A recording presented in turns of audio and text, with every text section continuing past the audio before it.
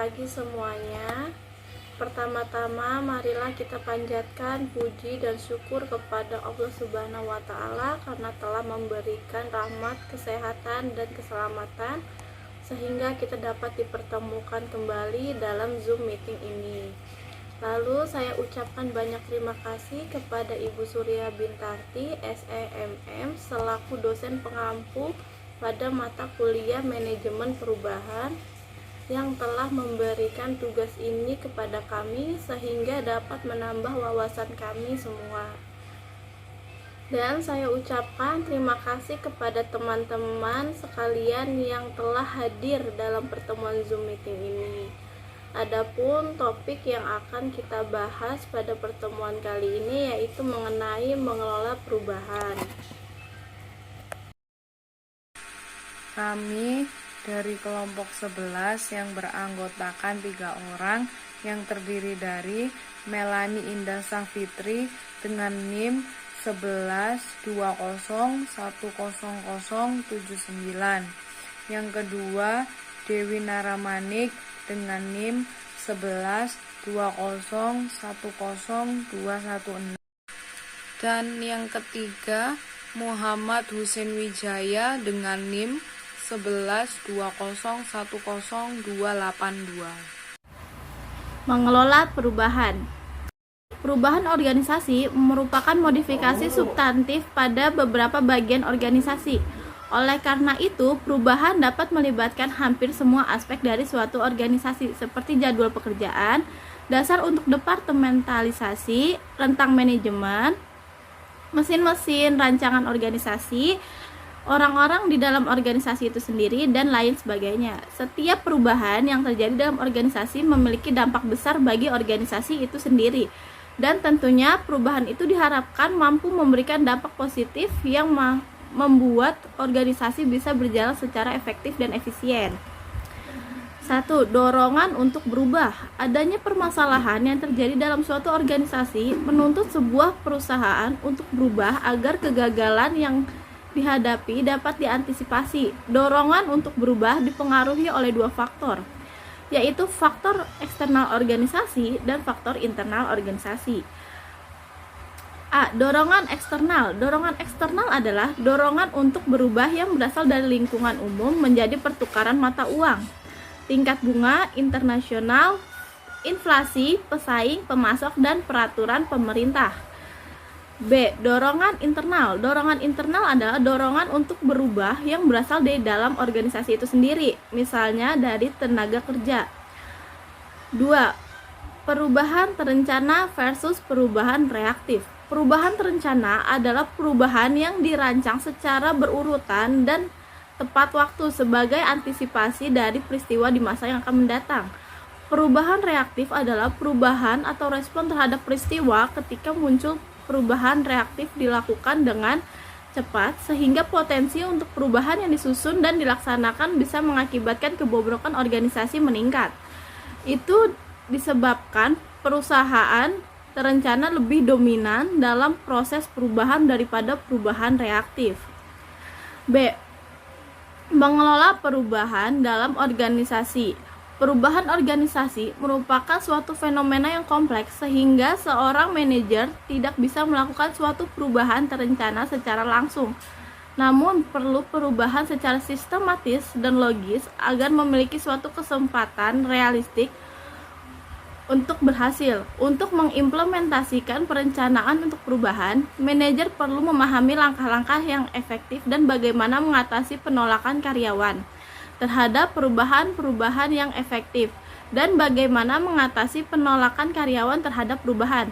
Kemudian selanjutnya ada langkah-langkah dalam proses perubahan. Langkah-langkah dalam proses perubahan menurut Kurt Lewin yang kemudian disebut model Lewin adalah 1. Unfreezing, yaitu proses penjelasan perubahan kepada individu yang akan terpengaruh oleh perubahan agar dapat memahami mengapa perubahan itu diberlakukan. Yang kedua ada the change itself, yaitu perubahan itu sendiri yang diimplementasikan atau dihilangkan. Yang ketiga refreshing. Refreshing yaitu proses penekanan dan mendukung perubahan sehingga ia menjadi bagian dari sistem. Selain model Lewin, ada juga langkah lain seperti pendekatan komprehensif terhadap perubahan. Pendekatan ini memerlukan pandangan sistem yang memaparkan serangkaian langkah-langkah spesifik yang sering menyebabkan keberhasilan suatu perubahan. Langkah-langkah tersebut dapat dilihat pada bagian bawah ini. Lalu yang kedua itu memahami penolakan akan perubahan. Elemen lain dari manajemen perubahan yang efektif adalah memahami penolakan yang sering kali mengikut perubahan. Manajer harus tahu mengapa orang menolak perubahan dan apa yang bisa mereka lakukan terhadap penolakan. Penolakan sering terjadi karena ketidakpastian, kepentingan pribadi yang terencana, perbedaan persepsi, dan rasa kehilangan. Yang pertama ada ketidakpastian. Seorang karyawan mengadakan penolakan terhadap perubahan karena ketidakpastian. Dalam hal ini akan muncul kekhawatiran mengenai kemampuan mereka untuk memenuhi tuntutan pekerjaan baru serta keamanan pekerjaan yang akan terancam. Yang kedua ada kepentingan pribadi yang terancam. Banyak perubahan yang mengganggu kepentingan pribadi dalam suatu organisasi, sehingga secara potensial bisa mengurangi kekuasaan dan pengaruh mereka dalam organisasi.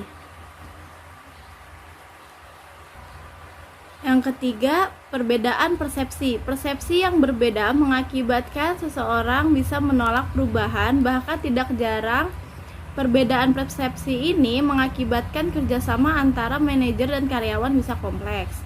Yang keempat, ada rasa kehilangan. Rasa kehilangan terhadap sesuatu yang dimiliki bisa membuat seseorang menolak perubahan yang terjadi. Sebagai contoh, dalam sebuah organisasi akan terjadi perubahan, tapi perubahan itu bisa membuat dia kehilangan kekuasaan, status, dan keamanan kerja, sehingga kemungkinan untuk menolak perubahan itu terjadi. Yang ketiga, mengatasi penolakan terhadap perubahan. Seorang manajer seharusnya bisa menyerahkan dalam menghadapi penolakan terhadap perubahan, tetapi melakukan teknik tersebut antara lain: 1. Partisipasi. Partisipasi merupakan teknik yang paling efektif untuk mengatasi penolakan terhadap perubahan. Karyawan yang berpartisipasi dalam perencanaan dan berpartisipasi dalam menerapkan suatu perubahan lebih dapat memahami alasan dari perusahaan tersebut. Masalah ketidakpastian dapat dikurangi dari kepentingan pribadi dan hubungan sosial lebih tidak terancam.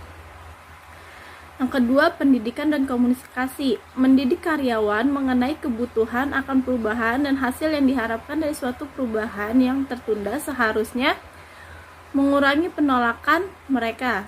Komunikasi yang terbuka juga diharapkan mampu mengurangi penolakan selama proses perubahan, serta ketidakpastian dapat diminimalkan. Yang ketiga, ada fasilitas. Prosedur fasilitas juga sangat penting saat membuat sebuah perubahan. Ketika mengemukakan sebuah perubahan di muka umum dan memberikan waktu bagi orang untuk melakukan penyesuaian terhadap cara baru dalam melakukan berbagai hal bisa membantu mengurangi penolakan terhadap perubahan.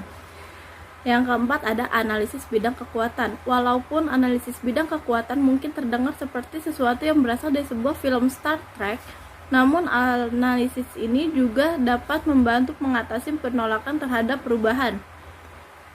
Dalam setiap situasi perubahan, berbagai kekuatan bertindak mendukung dan menolak perubahan. Oleh karena itu, manajer mulai mengumpulkan setiap rangkaian kekuatan dan berusaha untuk mempengaruhi keseimbangan agar kekuatan yang memfasilitasi perubahan lebih besar daripada kekuatan yang menolak perubahan. C. Bidang-bidang organisasi. Bidang-bidang perubahan dalam organisasi dapat dibagi 3. Yang pertama, struktur dan rancangan organisasi, yang terdiri dari rancangan pekerjaan, departementalisasi, hubungan pelaporan, distribusi otoritas, mekanisme koordinasi, struktur inisiatif, rancangan keseluruhan, budaya, dan manajemen sumber daya manusia. Yang kedua, teknologi dan operasi, yang terdiri dari teknologi peralatan, proses pekerjaan, urutan pekerjaan, dan sistem pengendalian. Yang ketiga ada orang, yang terdiri dari kemampuan dan keterampilan, kinerja, persepsi, ekspektasi, sikap, dan nilai. Secara umum, sebagian besar campur tangan perusahaan dilakukan dengan cara yang pertama, mengubah struktur dan rancangan.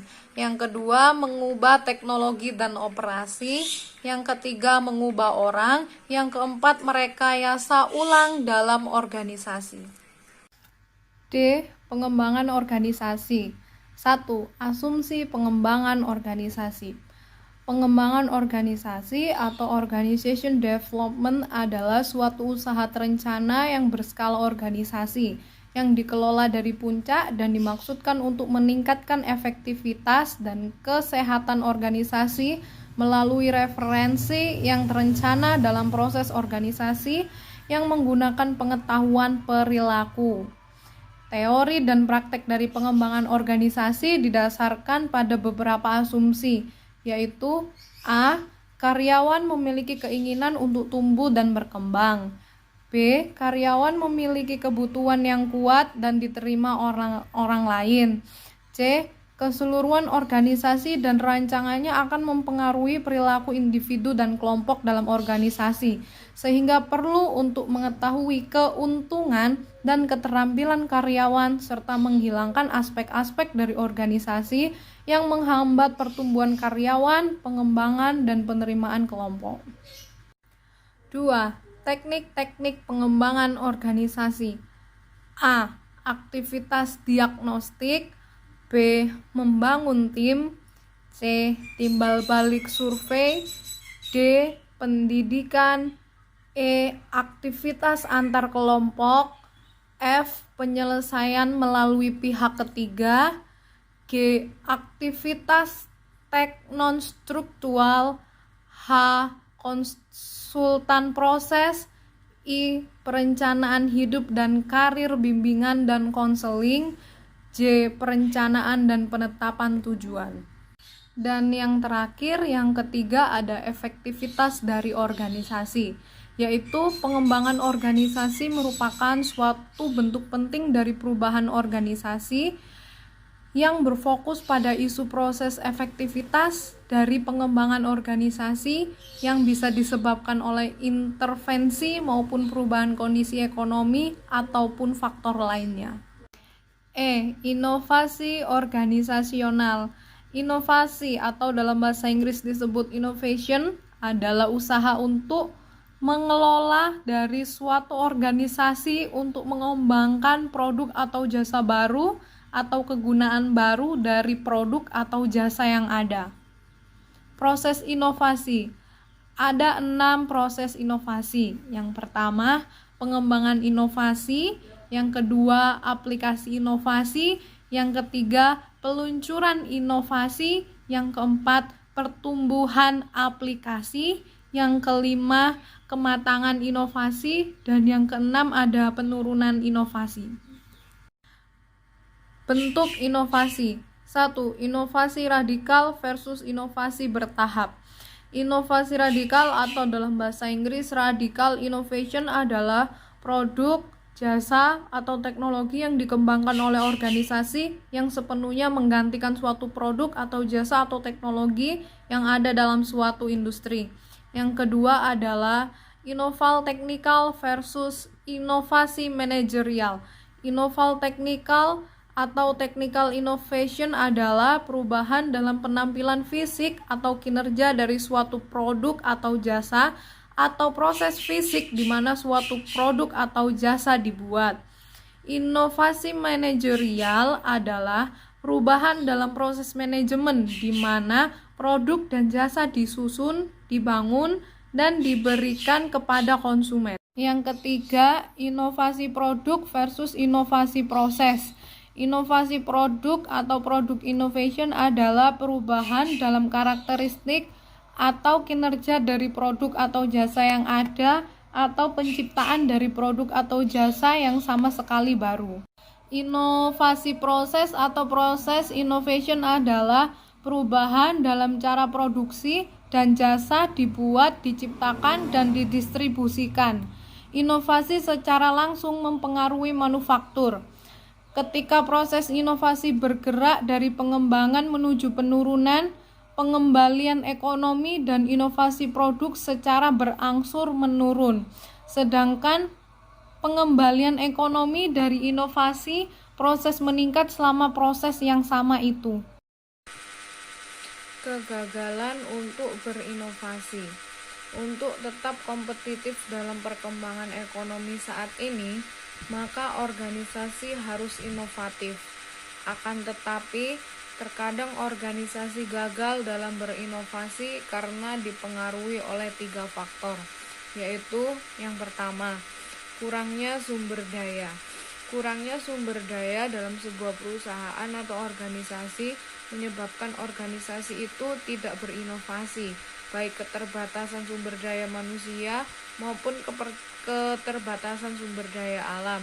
Keterbatasan modal juga sering membuat program inovasi atau tidak mempekerjakan yang diperlukan untuk menjadi inovator. Yang kedua, ada kegagalan mengenali kesempatan. Ketidakmampuan dalam menyerap semua inovasi, maka perusahaan perlu mengembangkan kemampuan untuk mengevaluasi secara hati-hati untuk memilih salah satu inovasi yang memiliki potensi terbesar yang terbaik. Untuk memperoleh keunggulan kompetitif, suatu organisasi harus membuat keputusan investasi sebelum proses inovasi mencapai tahap yang matang. Jika organisasi tidak terampil dalam mengenali dan mengevaluasi kesempatan yang ada, maka sebuah perusahaan tidak boleh terlalu berhati-hati karena bisa menyebabkan kegagalan berorientasi pada inovasi yang nantinya akan menjadi keberhasilan bagi perusahaan lain. Dan yang ketiga ada penolakan akan perubahan. Kebanyakan organisasi cenderung untuk menolak sebuah perubahan. Padahal inovasi artinya produk lama dan cara lama dalam melakukan segala sesuatu dan menggantinya dalam produk baru dan cara baru untuk melakukan suatu hal. Jenis perubahan merupakan hal yang paling sulit bagi manajer dan anggota organisasi, sehingga memperlambat proses inovasi. Mendorong inovasi dalam organisasi ada 3 cara spesifik untuk mendorong inovasi, yaitu yang pertama, sistem penghargaan. Sistem penghargaan adalah cara mendorong dan tidak mendorong perilaku tertentu dari karyawan dalam suatu perusahaan. Komponen utama dari sistem penghargaan termasuk gaji, bonus, dan tunjangan menggunakan sistem penghargaan untuk mendorong inovasi merupakan cara yang cukup mekanis dan teknik manajemen yang efektif. Ide dalam pemberian penghargaan keuangan maupun non-keuangan kepada karyawan bisa menjadi motivasi tersendiri untuk mengembangkan ide inovatif. Penting bagi organisasi untuk menghargai perilaku kreatif, tapi perlu juga menghindari hukum kreativitas yang tidak menghasilkan inovasi yang baik. Yang kedua, budaya organisasi. Budaya suatu organisasi adalah serangkaian nilai, kepercayaan, dan simbol yang membantu membimbing perilaku. Suatu budaya organisasi yang kuat dan difokuskan dengan tepat dapat mendukung aktivitas inovatif karena budaya bisa mengkomunikasikan sebuah inovasi. Suatu budaya organisasi yang dikelola dengan baik dapat mengkomunikasikan bahwa inovasi dihargai dan akan diberi penghargaan, dan bahwa kegagalan yang kadang terjadi dalam mencari ide baru tidak hanya diterima, tapi juga sudah diperkirakan. Yang ketiga, entrepreneurship dalam organisasi yang lebih besar. Untuk menggunakan entrepreneurship dengan sukses, yang inovatif dan inovasi, maka organisasi harus menemukan individu seperti yang pertama, penemu inventor. Penemu inventor adalah orang yang benar-benar menyusun dan mengembangkan ide, produk atau jasa baru dengan proses kreatif. Yang kedua, produk champion. Produk champion adalah seorang manajer menengah yang mengetahui proyek serta membantu mengatasi penolakan dalam organisasi dan maupun meyakinkan orang lain dalam menangani inovatif produk. Inovatif produk champion biasanya memiliki pemahaman terbatas mengenai aspek teknologi dari inovasi, tetapi ahli dalam mengetahui bagaimana organisasi bekerja, dukungan yang diperlukan untuk mendorong proyek ke depan, dan siapa yang harus dihubungi untuk mengamankan sumber yang diperlukan untuk pengembangan yang berhasil.